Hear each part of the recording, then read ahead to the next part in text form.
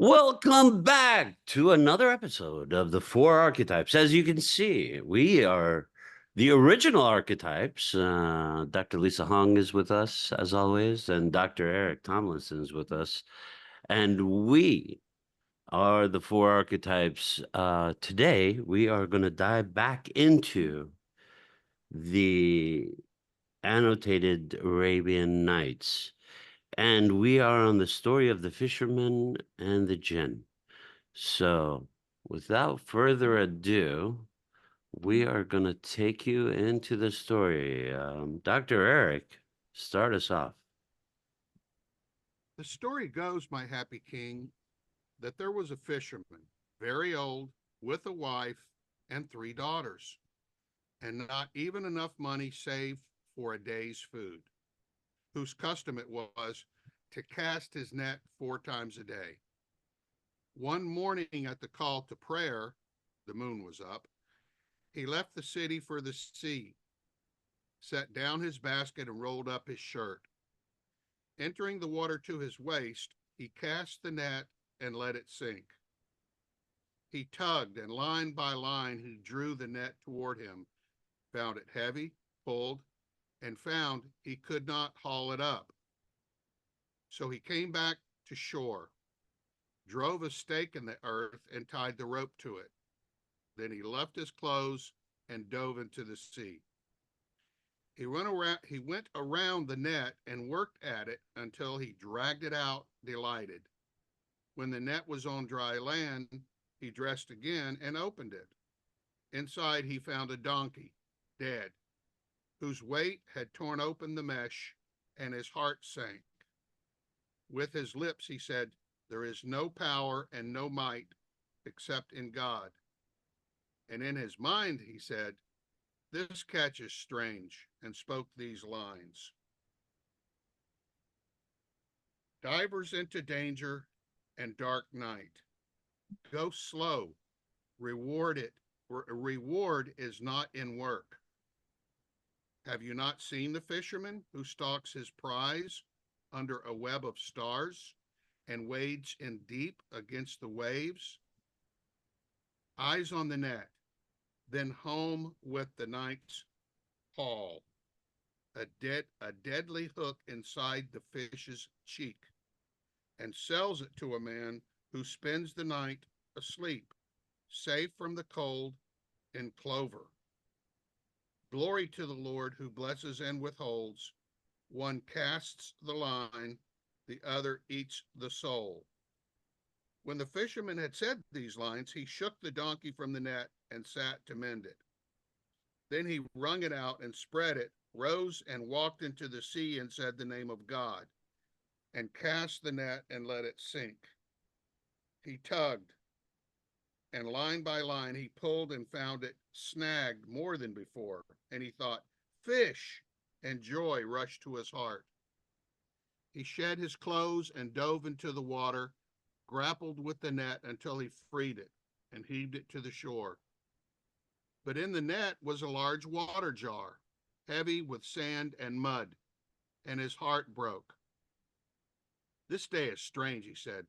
"We are God's, and to God we return." And he recited, "Time's agony, a truce. If no truce, amnesty. I went to seek my daily bread and found it dead, and neither craft nor luck will bring it back. How many fools in luxury and sages in the dark." Then he threw the jar away and washed the net and wrung it out and spread it. He asked his Lord for mercy, went back to the water, cast the net a third time, let it sink, and when he pulled it up, he found inside a mess of stones and bones and broken glass. He wept at his bad luck and said, "The shape of your life is not up to you, and neither pen nor ink will keep you fed. Success and sustenance are yours by lot. Some lands are evergreen, some dry as dust. The wheel of fortune fells the finer man and lifts the lower who deserve to fall. Come then, death. Life is grim. When falcons tread the earth and ducks soar high, no wonder that you see the good man poor, while the inglorious oaf struts in his kingdom. Our wages are allotted, and our fate to glean our food as birds in every place. The fisherman raised his eyes to heaven, saw that dawn had broken and the sun had risen and the day begun. O Lord, he said, you know I cast my net only 4 times, and I have cast it 3 times now, and one remains. He begged the Lord to let the sea serve him as it had served Moses. Then he mended the net and threw it out once more and let it sink. When he could not draw it up, he knew that it was snagged on the seafloor. There is no power and no strength, he said, except in God. He left his clothes, dove in, and struggled at the net until he freed it, brought it back to shore, and felt a heavy thing inside and pried it open. There he found a jar of yellow brass, its mouth stoppered with lead, bearing a seal ring's mark. The fisherman was glad and said, I'll sell this in the copper market. It must be worth at least 2 measures of wheat. But as it was too full to move and sealed with lead, he thought to empty it and roll it on its side. And from his belt he took a knife, worked the blade into the plug till it came loose, held the plug between his teeth, and tipped the jar to earth and shook it to pour out what was inside. But nothing fell from it, and the man wondered. Soon a thick column of smoke came from the jar, rose and spread over the earth, and swelled until it carpeted the sea and reached the sky and dimmed the day. Then the smoke gathered and swirled and turned into a jinn, feet on the earth and head in the clouds, a face like a wolf and fangs like claws, a carve of a mouth and shards for teeth, trumpet nostrils, buckler ears, a street of a throat, and lantern eyes. To be brief, a monster and a beast. The fisherman shuddered, his jaws locked, his mouth went dry. Solomon, prophet of God, the Jinni said, mercy, mercy, never again will I defy your words or disobey your orders. What is this? Said the fisherman. The prophet has been dead for 18 years, and we are at the end of time. But tell me, what is your story, and how did you come to be inside this jar? Be glad, said the jinn. Oh, happy day. Be glad that you will soon be put to death. Shame, said the fisherman. Why would you kill me? Who saved you from the sea and brought you back to earth? And the jinn said, make a wish. What should I wish? Tell me how you wish to die, and I shall kill you that way. What is my crime? Is this my reward for saving you? Listen to my story, said the jinn. Make it short, said the fisherman. My soul is at my feet. No, said the jinn. Then I am one of the rebellious jinn, and I rebelled, the rebel Sakar and I, against Solomon, prophet of God, son of David, who sent against me Asif, son of Barkiah, who took me by force, pronounced me guilty, and led me in defeat to Solomon. When Solomon saw me, he sought refuge in God and told me to submit to his command, but I refused. So he sent for his brass jar and locked me up inside and sealed the mouth with lead and stamped on it in the name of God. Then he had the other jinn throw me into the sea. There I stayed for 200 years and thought, to whoever saves me, I will grant eternal wealth. 200 years went by and no one came, then 200 more. I thought, to whoever saves me, I will open up the treasures of the earth. But 400 years went by and no one came. When I entered the next 100 years, I thought, Whoever saves me in these 100 years, I will make Sultan and myself his slave, and grant him 3 desires every day. But those 100 years went by, and all the other years, and no one came to save me. So I raged and roared and spat and snorted, and I thought, whoever saves me now, I will kill in the worst way, or let him choose the manner of this death. And that is when you came and set me free. So tell me how you wish to die. I am God's, said the fisherman, and to God I return. Just my luck I did not find you sooner. Spare my life, and God will spare you, but kill me and be killed. I have to kill you, said the Jinn. Tell me how you wish to die. The fisherman, sure that his end was near, said through tears, May God not part me from my children. And he begged the Jinn, Save me as I saved you.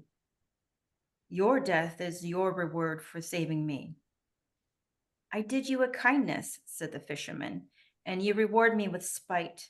The proverb does not lie. And thanks for generosity they gave, its contrary, depraved behavior. Those who serve under serving come to the same end as he who treats a hyena tenderly. Be brief, said the Jinn. I have to kill you. Then the fisherman said to himself, This is only a Jinn, while I am human, and God save me reason. He has only his Jinn ways, but I have my head. And to the Jinn he said, Must you kill me? I must. By the almighty name carved on the seal of Solomon, if I asked you a question, will you tell me the truth? The Jinn shuddered at the name and said, Be brief. The fisherman said, Were you really in the jar? By the almighty name, I was. You lie, said the fisherman. This jar is too small even for your hands and feet. How could it contain you? I was in it, said the Jinn. Do you not believe me I was inside? I don't, said the fisherman. Then the Jinn convulsed and turned to smoke, swelled and spread over the sea and carpeted the earth and coiled, wisp by wisp, into the jar. When the smoke had disappeared, a cry came from within. Fisherman, I am inside. Do you believe me now? The fisherman moved fast. He seized the stopper, stuffed it into the mouth of the jar, and said, Now, Jinn, tell me how you wish to die. I will throw you to the waves and build a house on the spot. If a fisherman should come, I shall warn him against fishing here and tell him of the Jinn who plans to kill anyone who ever pulls him out. The Jinn tried to get out, but Solomon's seal stopped him, and he knew the fisherman had tricked him. Fisherman, he said, don't do it. I was only joking. You lie, said the fisherman. You are the lowest and the meanest of the Jinn. And he began to roll the jar towards the sea. No, no, cried the Jinn. Yes, yes, said the fisherman. Then, in a softer voice, submissive, the Jinn said, What will you do to me? I will throw you to the sea. You have had a taste of it for 800 years, and now you shall stay there until doomsday. Did I not say, Spare me, and God will spare you, but kill me and be killed? But you would not listen, bent on my destruction, and now it is my turn to bury you. Open the jar, said Jinn, and I shall make you rich. You lie, said the fisherman. You and I are like King Yunnan and the wise Dubin. What is their story? And the fisherman said, Well, so we will continue next week with the tale of the King Wan and the wise Dubin. But for this story of the fisherman and the Jinn, fascinating. Shahrazad continues to speak logic to power, to overwhelm power by dismantling its logic. So what did you guys think about, reflect about the fisherman and the Jinn? Did you like the part about King Solomon? So King Solomon was the ruler of all, he had dominion over all living creatures on earth, as well as over the winds and other elements. And he would take the jinn who pledged allegiance to the devil, and he would seal them and cast them out as evil jinn. So not all jinn was evil.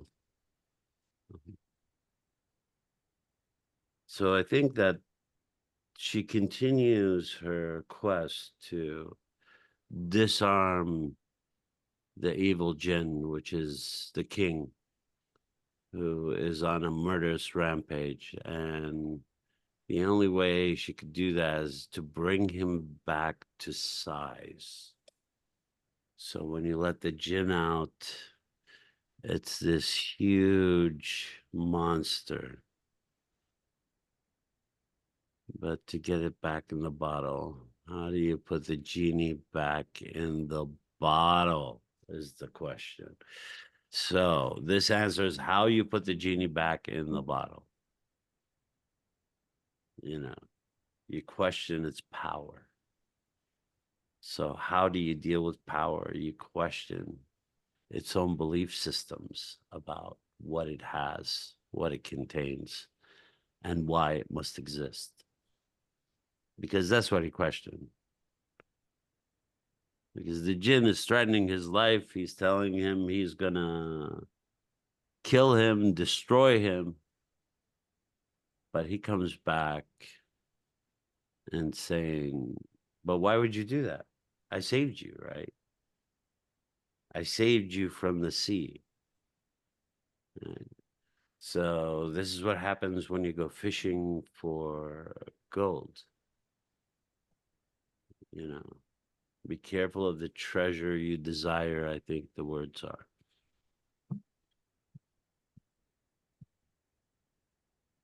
Yeah, we'll see how that turns out. Yeah, I'm Fisherman. really excited Fisherman about. series, yeah. What were you saying, Lise? If the fisherman keeps fishing with the gin, but I Yeah, don't know. We'll see where these yeah, go. yeah, But it'll be interesting to see how he. I mean, it was stated there. The fisherman knows the gin can only act like a gin. yeah, It's only motivated by jinn ways and yes, jinn thoughts and motivations. So, and that in itself is you know, as limited as jinn perceive humans, the jinns are also limited in their scope. And, correct. and so it'll be interesting to see how that is used in Yeah, parallel with the power of the king. yeah, Um, and to quell or humble. yeah. I'm not sure how that's. This is very interesting what you said, Yeah. right? So creation is what it is. It's not something that you project onto it. You cannot change what it is. It is what it is. You have to deal with what it is. So if you're dealing with evil, you have to deal with evil for what it is. If you are dealing with a monster, you have to deal with the monster. You can't search for its humanity. It has none. It is the monster.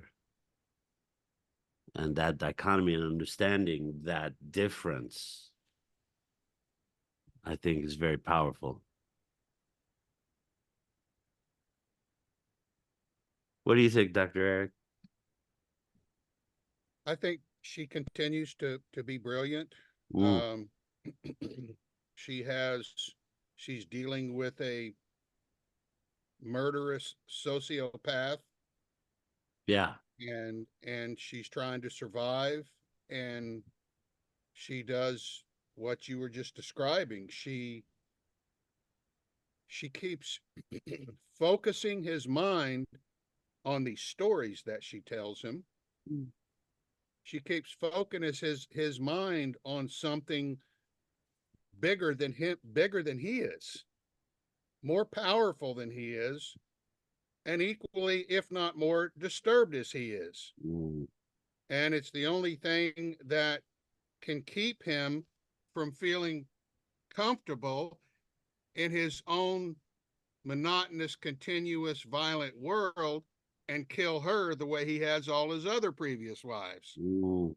So she's able to manipulate his psyche in that way, because the last thing you want to do with a sociopath Mm. is to let them feel like you're in their world, because then they got you. Yes. You have to take them out of their world, and without, and she's doing it in a way which with some sociopaths is the only way you can do it without challenging him directly. Yeah. To make him think about all of it, Yeah. and it be his ideas about it Yeah. when she's implanting the ideas, and Correct. he doesn't think about it because it's a story that's telling him. And she's brilliant, and Yeah. she keeps doing it over and over again. And as we talked about last week, last thought real quick is this one wasn't, but most of the stories is about women, Yeah. which I love. That's why I brought Yeah. it up last week, which is about women being in power, Yeah. women tricking them, women Mhm. turning into other, uh, creatures and ideas, and again showing him that while he thinks he's dominating them, maybe he does physically, Mm. but he certainly doesn't in spirit and in mind. Yeah. I He's just in. I think she's brilliant. Yeah. So she's teaching him, in your words, to put the genie back in the bottle. She's teaching him how she can put the genie back in the bottle, but not by anything she does. It's just truth to power. Yes, good line. What? Well, Truth to that's what you're power. talking about, right? That's what Yes, you're talking about. Truth to power. because if she tried to put him back in the bottle herself, he'd kill her. Yeah, yeah, of course. Yeah. She knows she's outmatched in terms of physically. This person could have her put to death. Like the Jinn, he's a huge monster. He has an army, he has a police force, he is the king, he has authority. So how do I, you know, so I keep him going onto these stories. Yeah. Can And you it and expand? second, Oh, go go ahead. ahead. I was just going to say, secondarily, it's also the age old idea of men in power over women, uh, through physical means and through power and forceful domination, and yet behind the scenes, the women understand more, see more, have a greater perspective on the overall picture of things, Yeah. and the men are clueless to the power that they possess Yeah, it's still oppressive, right? Even today's age everywhere. where women in the United States are being denied the ability to control their own bodies. This is an ongoing thing. This is not unfortunately did not die in Shahrazad's time. This is not something that has um left us. The king is still uh forcing young women to make very difficult and complicated choices, and also risking their lives, because if there's anything physically wrong with the pregnancy, they are at physical and um, bodily harm. So it's an ongoing thing. Some things haven't changed, unfortunately. A lot of other things have changed. And so um, we continue. Then, in a softer voice, submissive, the jinn says, "What will you do to me?" I will throw you to the sea. You have had the taste of it for 1,800 years, and now you should stay there until doomsday. Did I not say spare me? God will spare you. But kill me and be killed. But you would not listen, bent on my destruction. Now it is my turn to bury you. Ooh, shots are fired. Yes. So, that's our What were you story gonna for today, and Lisa was we gonna will. say something, and Yeah. Lisa was gonna say something, Oh, and yeah, yeah, absolutely. Sorry, Yeah, Lise. Yeah, that's fair. Yeah, I got a yeah, lot to say yeah, about. You guys sure. covered a lot of topics in a Yeah, very short time. Eric, thank yeah. you so much for your insightfulness. I think, well, I didn't even, hadn't thought about how she is, her strategy, and for Mm, you to overlay and say you can't bring yourself into sociopath's game and say we are equal. You actually have to show him the monster so he can see mm, his humanity. mm, So this is very, what an interesting strategy. So mm. I would like to see how this chips away at Yeah. um, his red veil of power. That's all he sees right now, and Mhm, he's exercising it. But for him to come back to his home humanity, so that's mhm. interesting. So I see a beautiful story for her to say it's still in there in him, and that's beyond that. fascinating. That I hadn't thought of that. That will be interesting. I haven't read this. I'm only reading it. I'm not reading ahead on anything, so I don't know what's going to happen. But that really is going to be interesting to see where all this falls, Mm-hmm. and because some sociopaths still maintain a little bit of humanity in them. It's just covered up with so many narcissistic shell layers that it can take years to get through. And then others, I think there are some maybe that can't even be reached. That I'm not sure about. That's just my thought. So it's going to be interesting to see what effect this has on him repeatedly over and over again. Mm, Well, really thick shell that Prince has got, right? She's got Yeah. to chip at away at it slowly, because she knows that as soon as she hits a nerve, goes too far too deep, she's out of there. Yeah. mm. Right? So Yeah. it's Yeah, gonna take 1,001 nights. yeah. So every day a little bit And more. I wonder, just from a evolutionary standpoint, not I mean that term very largely and um, not narrowly. I wonder how I've thought about this. I've wondered because I've studied the female brain compared to the male brain, and I've seen all of its advantages over the functioning of the male brain. This is on average. Some female brains are a little bit more masculinized, some than others. Some male brains are a little bit more feminized than others. It depends on a lot of things. But I'm wondering, this ability of that the female brain has of being able to sit back and outmaneuver, outthink, and put couple emotions with logic in the right way, in an effective way, that the male brain seems to have trouble doing. Uh, I'm wondering how much of that has evolved over time of being in a position of submission. It's something I've often wondered about. Well, the males didn't have to because they are physically more powerful, and they have had their way for a very, very long time and uh, have subjugated the female gender.